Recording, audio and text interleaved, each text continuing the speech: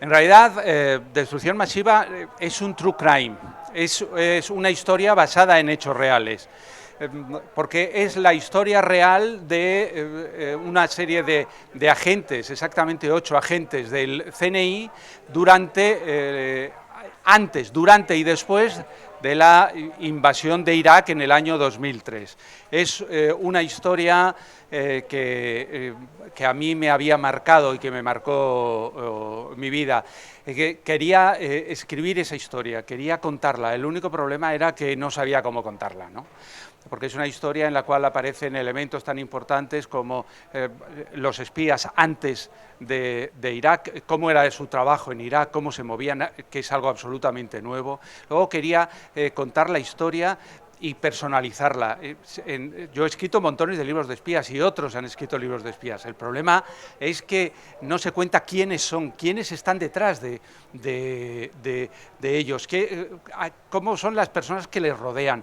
Esa historia era una historia que yo estaba empeñado en poder contar. Lo único que pasa es que había cosas que eran muy complicadas de saber y entonces por eso al final recurrí al true crime para poder rellenar esos huecos.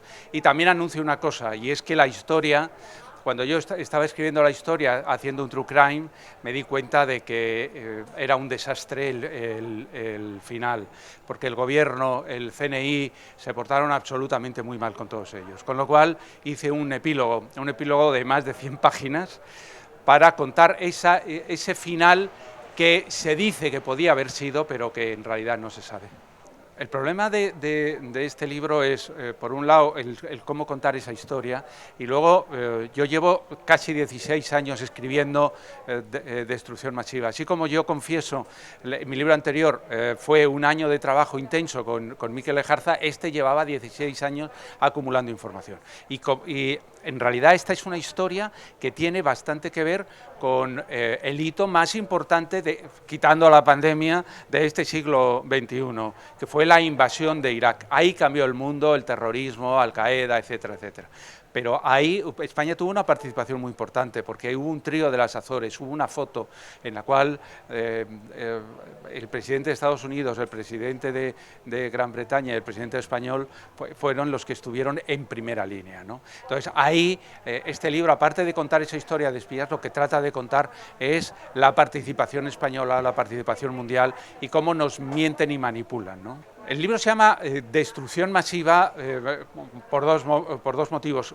Uno, porque por la suerte que corrieron los espías españoles, los agentes de carne y hueso, y otro porque de lo que se habló fue de armas de destrucción masiva.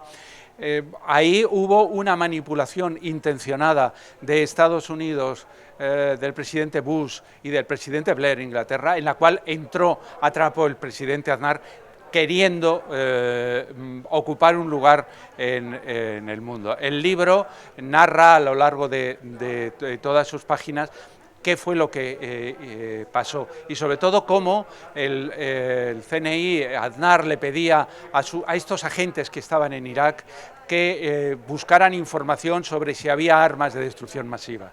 Su información, esto lo puedo adelantar porque ya es historia que se sabe, sus informes decían que no había armas de destrucción masiva. Lo que pasa es que estos informes que luego llegaron al Palacio de la Moncloa con Aznar, Aznar prefirió creer los informes manipulados y falsos de la CIA y del MI6 en lugar de creer a su propio servicio secreto. Reflejan, tanto Yo confieso como Destrucción Masiva reflejan momentos históricos trascendentales para España.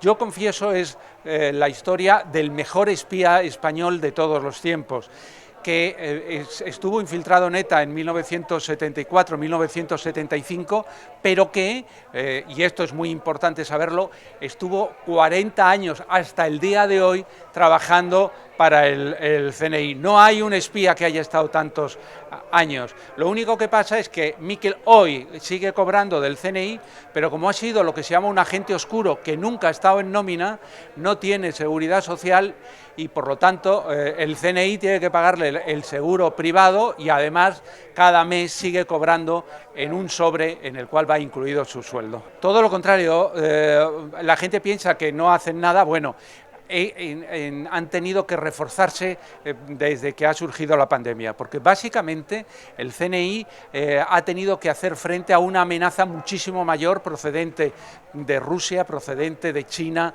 procedente de los países entre comillas golfos, que han intentado no solamente robar los estudios sobre las vacunas o sobre cualquier otro tipo de cosas, sino que han intentado aprovechar para intentar sembrar el caos. Ha habido ataques a hospitales que el CNI ha impedido. Y aunque parezca mentira, se han detenido, por ejemplo, por poner ejemplo, a gente de Al Qaeda que se han aprovechado de esta situación de que todos llevamos mascarillas para intentar prepararse de cara a cometer atentados.